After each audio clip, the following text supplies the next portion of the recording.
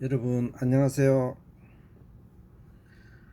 오늘은 지난주에 이어서 이스라엘 역사 62편 예레미야와 시드기야에 대해서 강론하도록 하겠습니다.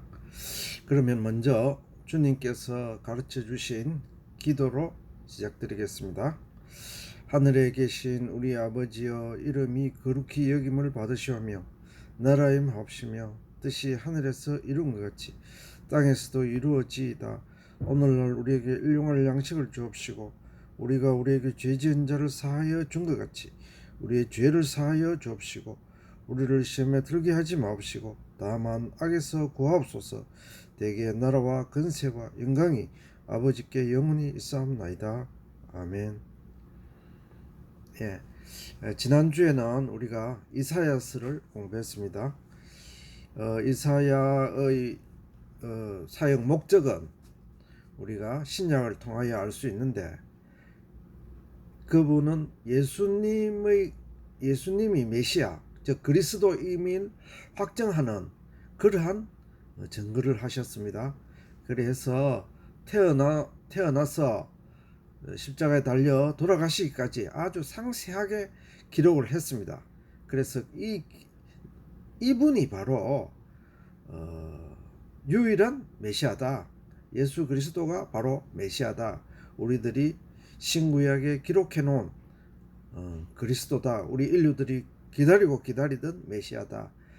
그분이 이사야 선지자가 그렇게 이제 그분의 사역은 예수님을 확정하는, 메시아로 확정하는 그러한 일들이었습니다. 그러면 오늘은 예레미야와 시드기야라는 제목으로 강론드리겠습니다. 예레미야는 여러분들이 잘 아시다시피 이스라엘 유다 마지막 왕입니다. 마지막 선지자입니다. 또 시드기야는 이스라엘 역사에서 마지막 왕입니다. 먼저 열왕기하 24장 20절 본문 말씀을 제가 봉독하도록 하겠습니다. 솔로몬 왕으로부터 마지막 왕 시드기야까지 그들의 모든 행위가 여호와 보시기에 악을 행한지라. 여호와 하나님께서 진노하사 예루살렘과 유다를 하나님 앞에서 쫓아내시기에 이르렀도다. 열왕기하 24장 20절입니다. 유다의 멸망은 왕 한 사람의 잘못만으로 된 것이 아닙니다. 제사장, 선지자, 백성 모두가 하나님의 말씀에 불순종하고 부패했기 때문에 일어난 일입니다. 느헤미야 9장 34절에서 35절 본문 말씀을 제가 봉독하도록 하겠습니다. 열왕과 방백들과 제사장들과 열조가 주의 율법을 지키지 아니하며 주의 명령과 주의 경계하신 말씀을 순종치 아니하고 저희가 그 나라와 주의 베푸신 큰 복과 자기의 앞에 주신 넓고 기름진 땅을 누리면서도 주를 섬기지 아니하며 악행을 그치지 아니하였는고로. 자, 느헤미야 9장 34절에서 35절 말씀입니다. 유다는 멸망하였고 하나님의 백성들은 이방인의 종이 되었습니다. 이스라엘 왕정시대의 마지막 선지자는 예레미야 선지자입니다. 잘 알다시피 눈물의 선지자 예레미야는 아나돗의 제사장인 hil기야의 아들입니다. 그는 요시야 왕 13년 20살 때 주님의 부름을 받아 유다 마지막 왕인 시드기야 왕 때까지 사역을 했습니다. 유다의 혼란과 혼돈의 시대, 마지막 왕인 시드기야에 대하여 알아보고자 합니다. 유명한 믿음의 왕인 요시야 왕은 네 아들을 두었습니다. 그 이름은 요하난, 여호야김, 시드기야, 살룸, 이렇게 네 아들을 두었습니다. 유다의 마지막 왕의 족보는 히스기야, 므낫세, 아몬, 요시야, 여호아하스, 여호야김, 여호야긴, 시드기야입니다. 그런데 우리가 잘 알다시피 북왕국 이스라엘 즉 사마리아 왕국이 멸망할 때 그 여로보암 2세라는 아주 강력한 지도자가 있었습니다. 그때 북왕국 이스라엘이 최전성기를 맞이했죠. 그런데 그 여로보암이 죽고 나니까 그 아들 때에 이르러서 곧바로 멸망했습니다. 그때 그 기간이 15년간 여섯 왕이 바뀌면서 바로 멸망을 했습니다. 그 최전성기 때는 그 상상도 못하던 그러한 일들이었죠. 지금 예루살렘 왕국 즉 유다 왕국도 마찬가지입니다. 요시야 왕이라는 훌륭한 왕이 있었는데 그 왕이 전쟁터에서 전사했습니다. 그리고 갑자기 전사하고 그 아들이 대를 이어서 유다를 다스리게 되었는데 그 아들 때에 바로 멸망을 했습니다. 요시야 왕이 죽고 나서 여기서 내 아들 중에 여호아와스는 살룸이라고 불립니다. 또 여호야긴이라고 있습니다. 여호야긴은 여호야김의 아들로 고니야라고 불리고 있습니다. 요시야 왕이 죽고 나서 유다가 바벨론에 멸망하기까지 23년이었는데 그 기간 중 요시야의 아들 3명과 손자 1명이 왕으로 지냈습니다. 이 3명은 요시야 왕의 아들이었고 아들이 다 외세가 바꿔가면서 왕을 세웠기 때문에 이렇게 됐습니다. 그리고 여호야김의 아들 여호야긴이라는 사람이 있습니다. 이 여호야긴은 고니야 이렇게 불리고 있었습니다. 이 사람이 왕으로 있었기 때문에 요시야의 아들 3명과 손자 1명이 마지막 때 왕으로 지냈습니다. 자, 우리가 유다의 이 마지막 왕인 실질적인 마지막 왕인 요시야 왕에 대해서 우리가 한번 생각해 보도록 하겠습니다. 요시야 왕은 영적으로 중요한 의미를 지닌 왕입니다. 요시야는 성경적으로 이스라엘 모든 왕 중에서 가장 믿음 있는 왕이라고 기록하고 있습니다. 성경은 사울, 다윗, 솔로몬 시대 이래로 마지막 시드기야가 왕까지 있었는데 역사서가 기록하기를 그 중에 가장 믿음 좋은 사람이 요시야 왕이었다 이렇게 기록하고 있습니다. BC 640년 8세의 어린 나이에 아몬의 뒤를 이어 왕이 되었습니다. 16세 때 주님의 뜻을 따라 살기로 결심하고 16세 때 내 마음대로 왕이니까 내 마음대로 살아야 되겠다 이렇게 한 게 아니고 주님의 뜻을 따라서 살기로 결심을 했습니다. 16세니까 사춘기 아니겠습니까? 그때 주님 앞에 엎드려져서 성령 충만함을 받아서 주님 뜻에 따라 내가 살겠다 이렇게 결심했습니다. 20세 때 우상을 파괴하고 이교를 금지하고 이 우상 숭배는 히스기야가 죽고 나서 므낫세가 됐습니다. 므낫세 왕 때부터 아주 이스라엘 즉 예루살렘 성내에 아주 번성하게 된 게 우상입니다. 그런데 이 우상을 요시야 왕이 다 우상을 파괴하고 또 이교 예배를 금지시켜 버렸습니다. 또 26세 때에 하나님의 성전을 수리하고 율법을 준수하고 옷을 찢고 통곡함으로 정결한 예배를 드렸습니다. 또한 그때 출애굽한 이래로 처음으로 유월절을 완벽하게 지켰습니다. 유월절을 그리고 정치적으로는 이게 참 중요한데요. 정치적으로는 성전 수리 때 율법서를 발견한 이후 아수르와의 관계를 단절하였습니다. 요시야 왕이 26세 때 성전을 수리하게 됐는데 그때 발견된 것이 율법서입니다. 율법서를 읽어보니까 이스라엘이 이때까지 하나님 앞에 불손하고 옳은 일을 하지 않았다 이것을 깨달은 겁니다. 그래서 요시야 왕 스스로 옷을 찢고 통곡하면서 회개를 하였고 또 정치적으로는 아수르와의 관계를 단절했습니다. 이것은 정치적으로 아주 중요한 일인데요.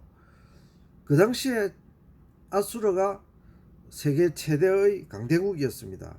그 강대국과의 관계를 단절한다. 이게 보통 나라의 운명을 건 일이 아니면 이게 함부로 단절할 수 없는 것이죠. 아수르는 당대 애국과 함께 세계 최대의 강대국이며 정복국가였습니다. 아수르는 잔인하기를 지금도 세계적으로 유명한데 그 정복국가입니다. 그래서 자기 말 안 듣는 데는 무조건 가서 정복을 하고 무자비한 사륙을 벌린 나라로 유명하죠. 아수르가. 이때 역사적으로 영적으로 매우 중요한 사건이 요시아가 애굽왕 바로노고가 아수르를 도와 바벨론을 치러 가는 것을 막으려고 머깃도에 출병하여 애굽의 바로와 전투 중 사망하였습니다. 역사적으로 이때 아주 중요한 일이 일어났는데 그때 아수르의 힘이 신생국인 바벨론이 신생국이 올라왔습니다. 그래서 이 바벨론한테 자기들이 밀릴까 싶어서 나중에 아수르가 정복당할까 싶어서 애굽에 요청을 했습니다. 그래서 애굽과 아수르는 준동맹관계였습니다. 그래서 신생국 바벨론을 치기 위해서 그 아수르 요청을 받고 애굽왕 바로가 저 이제 메소포타미아 지방으로 출병을 하게 됐습니다. 그러니까 그 가는 길에 이스라엘이 있었습니다. 즉 유다 왕국이 있었습니다. 그런데 거기 지금 머깃도, 그죠? 머깃도는 헬라말로 하면 아마겟돈입니다. 유명하죠. 계시록에 나오는 아마겟돈. 그 머깃도에 가서 바로와 전투를 벌였습니다. 그러다가 요시야 왕이 전사를 했습니다. 그때가 BC 609년 요시야 제위 31년 요시야 나이 39세 때의 일입니다. 아마도 믿음의 왕인 요시야는 애굽과 아수르와의 동맹을 거절하였을 것입니다. 그때 바로가 성경에도 나옵니다. 바로가 나를 막지 마라.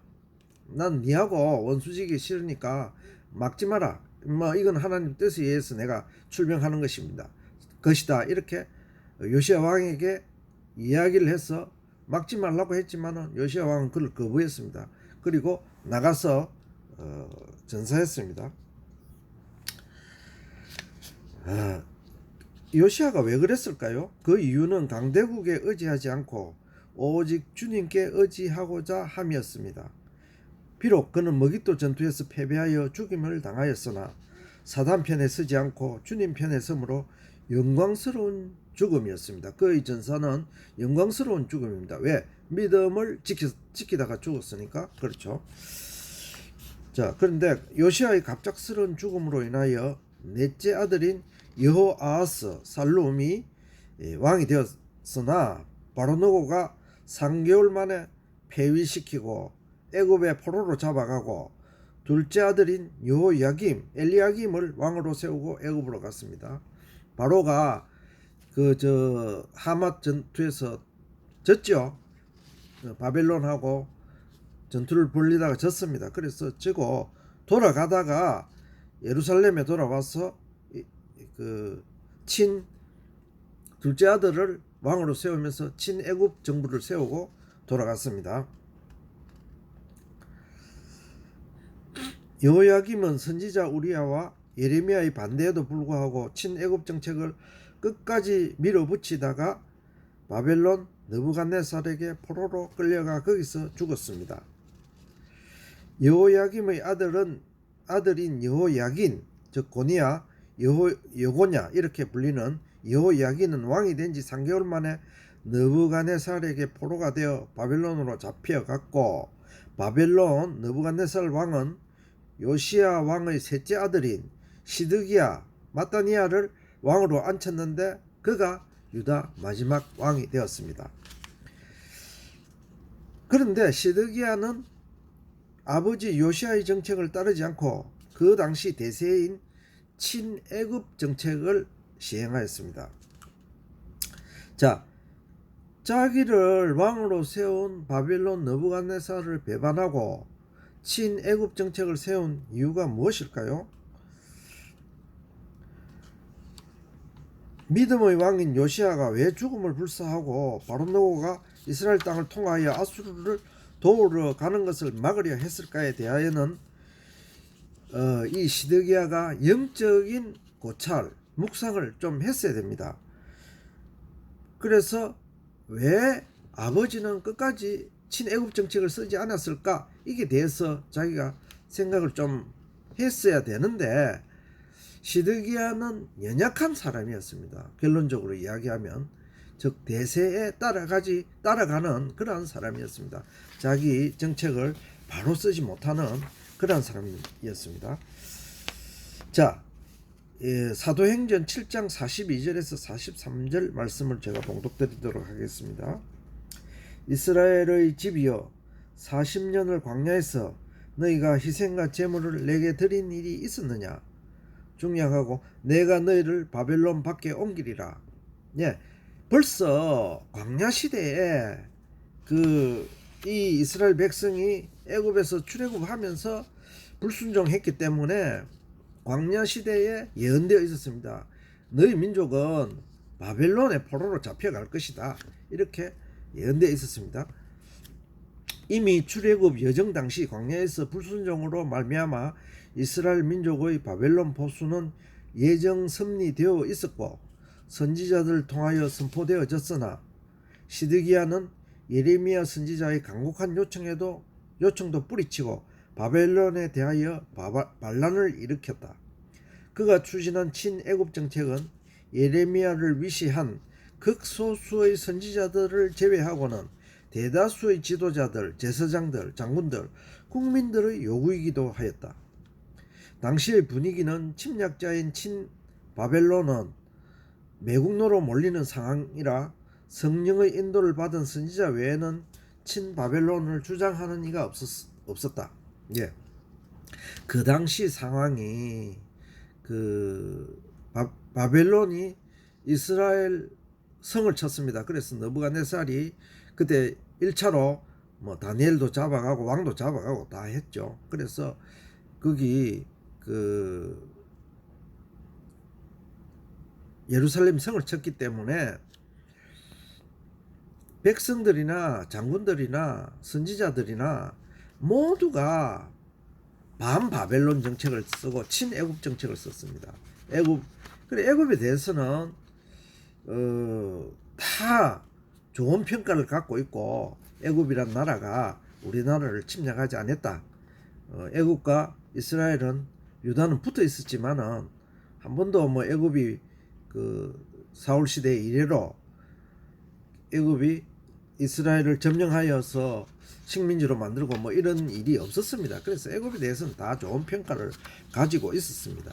그래서 예레미야가 친 바벨론을 해야 된다. 바벨론에게 항복하고 바벨론의 정책을 따라야 된다. 이렇게 이야기했지만은 그게 그러니까 예레미야는 매국노입니다. 매국노. 그 당시 상황으로 봐서는 매국노 이야기를 들을 사람이 아무도 없었습니다.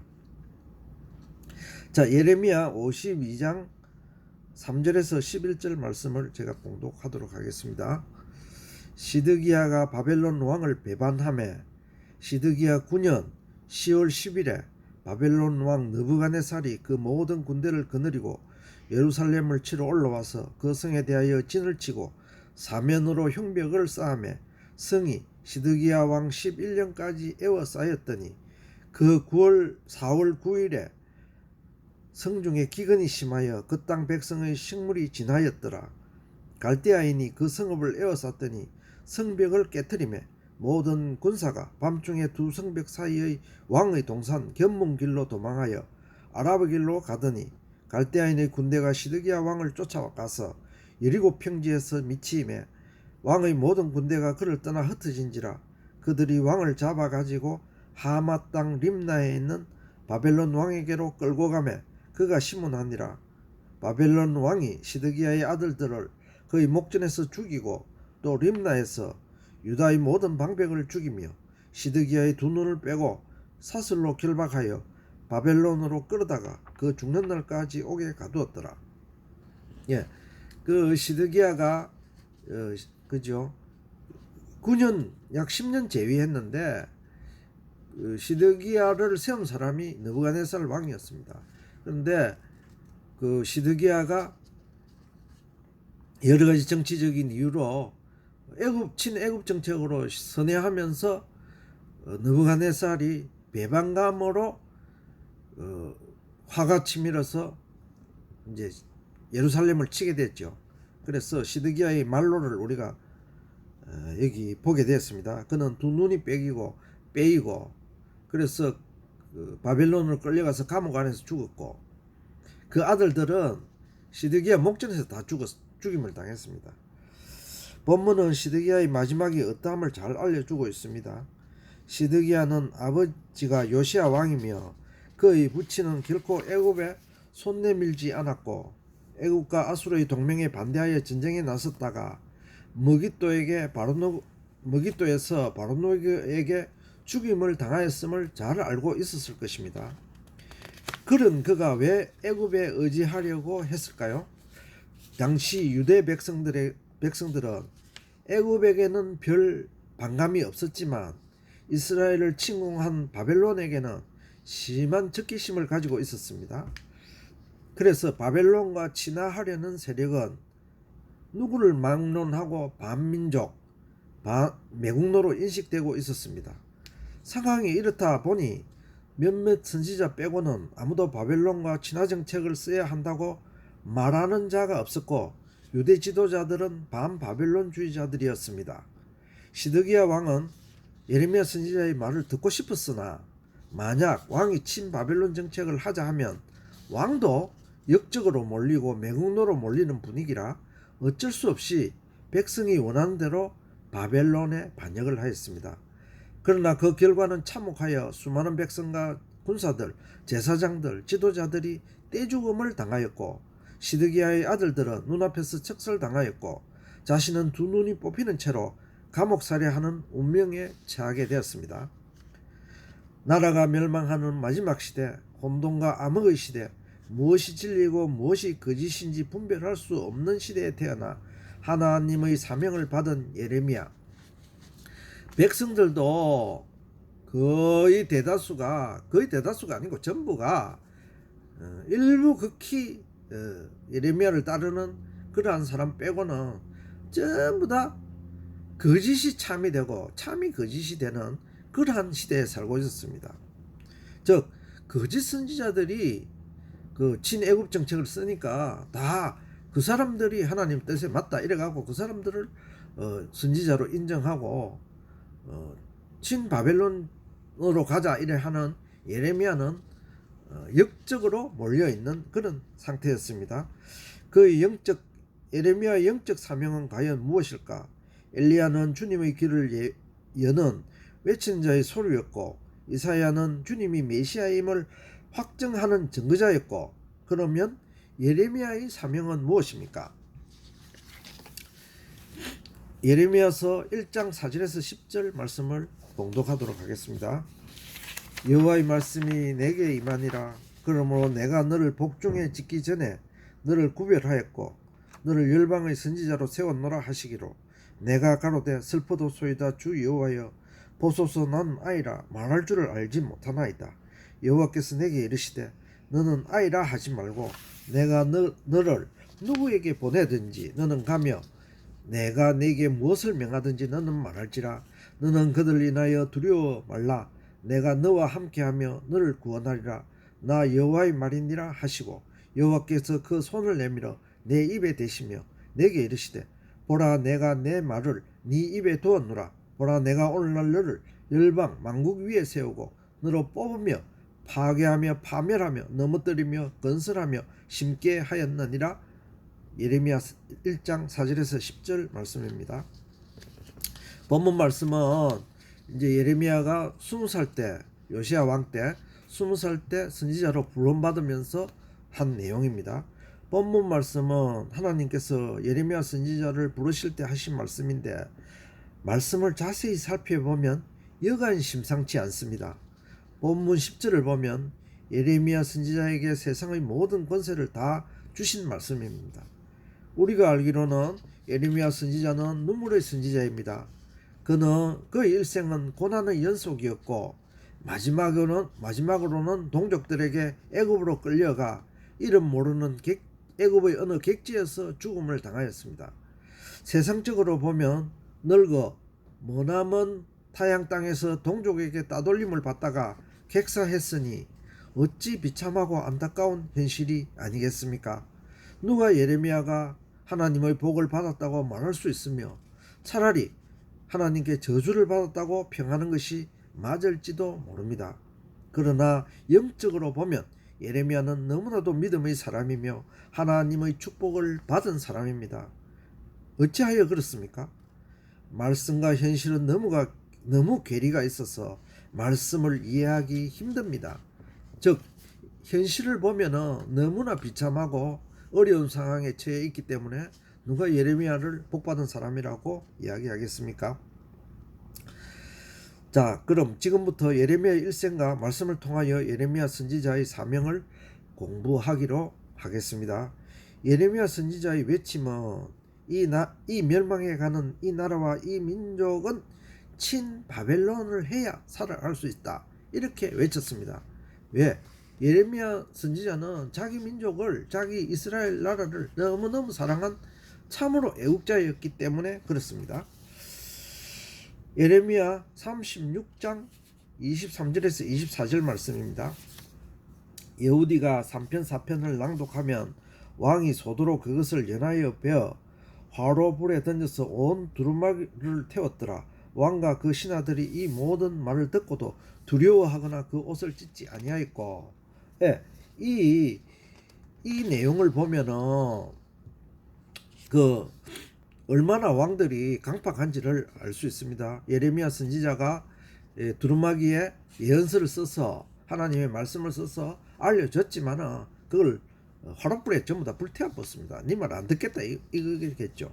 이 본문 말씀은 여호야김 4년에 왕궁의 왕 앞에서 이루어진 일로 그 당시 그들의 강팍함을 잘 알 수 있습니다. 여호야김과 그 수뇌부들은 전혀 예레미야의 말씀을 듣지 않을 뿐 아니라 기록된 말씀을 다 불태웠습니다. 이스라엘 말기의 특징은 선지자의 말을 왕부터 백성들까지 모두가 전혀 듣지 않는 그런 시대였습니다. 예레미야 선지자는 하나님의 예정 섭리를 알기 때문에 바벨론으로 가서 친바벨론 정책을 해야 친바벨론 정책을 써야 이스라엘 민족이 살아남을 것이다. 예루살렘 성이 살아남을 것이다. 많은 백성이 죽임을 당하지 않을 것이다. 파멸당하지 않을 것이라는 것을 다 알고 있었기 때문에, 믿음으로 알고 있었기 때문에 그렇게 얘기한 것이고, 이 백성과 왕과 선지자, 그 당시에 제사장들, 선지자들은 거꾸로 알았기 때문에 그 예레미야가 이 사람이 친 바벨론 정책을 쓰니까 미워 죽는 거죠. 예레미야 38장 16절 말씀을 봉독하도록 하겠습니다. 시드기야 왕이 비밀이 예레미야에게 맹세하여 가로되 우리에게 이 영혼을 지으신 여호와께서 사시거니와 내가 너를 죽이지도 않겠고 네 생명을 찾는 사람들의 손에 붙이지도 아니하리라. 자, 이제 마지막 왕 시드기야가 예레미야를 불렀습니다. 참말로 하나님께서 무슨 말씀을 하시더노? 내가 아무에게도 말 안 하겠다. 너를 죽이는 사람한테 그거 하지도 않겠다. 그렇게 맹세하고 예레미야 선지자의 말을 들으려 했습니다. 그래 예레미야 선지자가 다 말을 해줬죠. 그러나 결국 시드기야도 시류의 백성의 사람들의 눈이 무서워서 그렇게 못했죠. 그리고 친애국 정책으로 돌아섰습니다. 그래서 우리가 알다시피 아까 제가 본문 읽었듯이 시드기야의 말로는 참으로 비참한 것입니다. 본문 말씀은 시드기야 왕이 사람들의 눈이 두려워 예레미야를 비밀리에 불러 하나님의 예언의 말씀을 듣는 광경입니다. 당시 분위기가 예레미야 선지자는 가짜 선지자로 낙인 찍혀 아무리 왕이라 해도 신하들이 눈이 두려워 비밀리에 만나야 했습니다. 시드기야는 예레미야 선지자의 말을 듣고자 했으나 그도 결국 백성들의 편에 서고 말아 그 운명의 비참함은 이루 말할 수 없었습니다. 유다와 예루살렘은 선지자의 말을 듣지 않고 애굽에 의지하다가 BC 586년 바벨론 느부갓네살 왕에게 완전히 멸망당하였습니다. 예레미야 선지자의 외침은 백성도 왕도 제사장도 관원들도 아무도 듣지 않고 나라는 없어졌으며 수많은 인명이 살상되는 대참극으로 끝났습니다. 이제 이 선지자의 사명은 실패로 끝났습니까? 우리가 영적으로 예레미야 선지자가 그 당시 왕궁과 백성들에게 외친 그 내용이 결국 바벨론 왕 느부갓네살이 와서 예루살렘 성을 다 회파하고 사람들을 어마어마하게 죽였고 그렇기 때문에 결국 실패했습니까? 이제부터 예레미야서의 영적 의미와 선지자의 영적 사명이 무엇인지 살펴보도록 하겠습니다. 예레미야 9장 1절 말씀입니다. 어찌하면 내 머리는 물이 되고 내 눈은 눈물의 근원이 되었고 그렇게 되면 살육당한 딸 내 백성을 위하여 주야로 고급하리로다. 예레미야 선지자는 말 그대로 눈물의 선지자입니다. 왜? 백성들이 다 하나님 말씀을 안 들어서 죽으니까 얼마나 마음이 슬프겠습니까? 자기 민족을 얼마나 사랑한 선지자인데 예레미야 31장 15절 마태복음 2장 18절에는 이렇게 기록되어 있습니다. 나 여호와가 이같이 말하노라.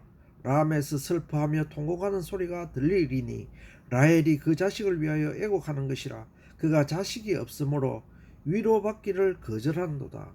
자, 살아가는 자식을 잃은 엄마의 심령은 누구의 위로도 필요가 없는 것입니다. 그만큼 슬픈 것입니다.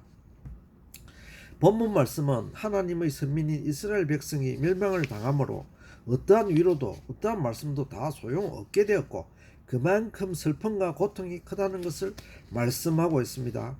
이제 이스라엘이 예루살렘이 바벨론에 의하여 비참하게 멸망당함으로 선지자의 슬픔은 이루 말을 할 수 없다 할 것입니다. 하나님이 친히 세상 만국 중에서 택한 이스라엘이 하나님의 분노로 친히 멸하심에 너무나도 큰 슬픔을 느꼈습니다. 즉 세상적으로 보면 하나님이 친히 택한 이스라엘 민족이 멸망당함으로 그죠? 하나님 스스로에게 하나님께서 이 나라는 선지자의 나라, 제사장의 나라로서 영원히 지켜주시겠다고 약속했는데 이게 하나님의 섭리에 의해서 멸망당하였으니까 선지자는 그 중간에 쓴 선지자는 그 슬픔이 어떻겠습니까? 말로 다 할 수 없겠죠. 예레미야서 29장 4절에서 11절 말씀을 봉독하도록 하겠습니다. 만군의 여호와 이스라엘의 하나님, 내가 예루살렘에서 바벨론으로 사로잡혀 가게 한 모든 포로에게 이같이 이르노라. 너희는 집을 짓고 거기 거하며 전원을 만들고 그 열매를 먹으라. 만군의 여호와 이스라엘의 하나님이 이같이 말하노라. 너희 중 선지자들에게와 복술에게 혹하지 말며 너희가 꿈도 신청하지 말라. 내가 그들을 보내지 아니하였어도 그들이 내 이름으로 거짓을 예언함이니라. 여호와의 말이니라. 나 여호와가 말하노라. 바벨론에서 70년이 차면 내가 너희를 권고하고 나의 선한 말을 너희를 이곳으로 돌아오게 하리라. 나 여호와가 말하노라. 너희를 향한 나의 생각은 내가 안하니 재앙이 아니라 곧 평안이요 너희 장래의 소망을 주려 하려는 생각이라. 예레미야서 29장 4절에서 11절 말씀이었습니다. 또 예레미야 31장 4절에서 6절 말씀입니다. 처녀 이스라엘아, 내가 다시 너를 세우리니 네가 세움을 입을 것이요 네가 다시 속으로 너를 장식하고 즐거운 무리처럼 춤추며 나올 것이며 네가 다시 사마리아 산들에 포도원을 심되 심는 자가 심고 과실을 먹으리라. 에브라임 산 위에서 파수꾼이 외치는 날이 이를 것이라. 이르기를 너희는 일어나라. 우리가 시온에 올라가서 우리 하나님 여호와께로 나아가자 하리라. 예레미야 31장 4절에서 6절 말씀입니다. 즉 본문 말씀은 처절히 파괴된 이스라엘과 예루살렘이 회복되리라는 주님의 위로의 말씀이었습니다.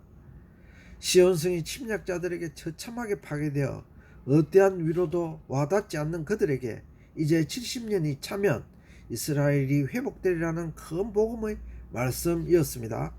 예레미야 31장 22절 말씀입니다. 패역한 딸아, 네가 어느 때까지 방황하겠느냐? 여호와가 새 일을 세상에 창조하였나니 곧 여자가 남자를 안으리라. 예, 주님께서 새로운 일을 창조하셨으니까 너무 슬퍼하지 말고 이제 그 복음에 우리가 의지하고 새로운 희망을 갖고 그래 살아가라. 예레미야 31장 31절에서 34절 말씀입니다. 나 여호와가 말하노라. 보라, 날이 이르리니 내가 이스라엘 집과 유다 집에 새 언약을 세우리라. 그들이 다시는 각기 이웃과 형제를 가리켜 이르기를 너는 여호와를 알라 하지 아니하리니 이는 작은 자로부터 큰 자까지 다 나를 알미니라. 내가 그들의 죄악을 사하고 다시는 그 죄를 기억지 아니하리라. 여호와의 말이니라. 또 예레미야 32장 40절에서 42절 말씀입니다. 내가 그들에게 복을 주기 위하여 그들을 떠나지 아니하리라 하는 영원한 언약을 그들에게 세우고 나를 경외함을 그들의 마음에 두어 나를 떠나지 않게 하고 허락한 모든 복을 그들에게 내리리라. 자, 예루살렘 성이 완전히 파괴되고 나라는 없어졌고 그리고 남은 자들은 본의 아니게 바벨론으로 포로가 되어서 끌려간 그런 상태입니다. 그래서 이스라엘 하나님의 제사장 나라, 하나님께서 친히 택하신 이스라엘 민족이 없어졌기 때문에 다 실망하고 다 참 절망에 젖어 있을 적에 이 말씀이 지금 예레미야 말씀이 선포된 것입니다. 그래서 너희들은 희망을 가져라. 70년이 차면 남은 자들이 돌아올 것이다. 그리고 방금 이야기했듯이 새 일을 하나님께서 세상에 새롭게 창조할 것이다. 그들에게는 과거와 같이 너희가 잘못했으니까 벌을 주고 잘했으면 칭찬하는 그런 것이 아니고 그 죄악을 아예 묻지도 않겠다. 그리고 영원한 복을 그들에게 허락하겠다. 그렇게 하신 희망의 말씀이었습니다. 본문 말씀에 기록된 새 일, 새 언약, 영영한 언약 등은 예레미야 선지자에게 주님의 백성들이 때가 되면 새로운 창조 질서 하에 무궁한 복을 받을 것이라는 놀라운 말씀을 주셨습니다. 이 새로운 복은 이스라엘 백성이 강팍하여 멸망당한 것과 같지 않고 죄를 다 사하시고 무조건 주시겠다는 말씀이었습니다. 이제 예레미야 선지자의 영적 사명은 성서를 통하여 알 수 있는 것은 그가 주님께서 장차 이루실 주님 나라의 회복에 대한 말씀 선포였던 것입니다. 그의 사명은 훗날 예수 그리스도께서 이루어 주실 주님 나라에 대한 외침이었습니다. 사단으로 예표되고 있는 애굽에 의지하는 것을 반대하고 바벨론에 항복하고 바벨론에 가서 사는 것을 말씀한 것은 보이는 육적인 의미에서 장차 바벨론이 승리할 것이니 그 편으로 붙으라는 것이 아니고 바벨론의 영적 의미를 깨닫는다면 깊은 의미가 숨어 있다 할 것입니다. 이 남은 자에 대한 성경은 남은 자에 대해서 큰 축복과 희망을 항상 이야기하고 있습니다. 바벨론으로 가야 남은 자가 있는 것입니다. 바벨론으로 가야 돌아올 희망이 있는 것입니다. 애굽으로 가면은 완전히 희망이 없는 것입니다. 왜? 애굽은 사탄의 성이기 때문에 그렇습니다.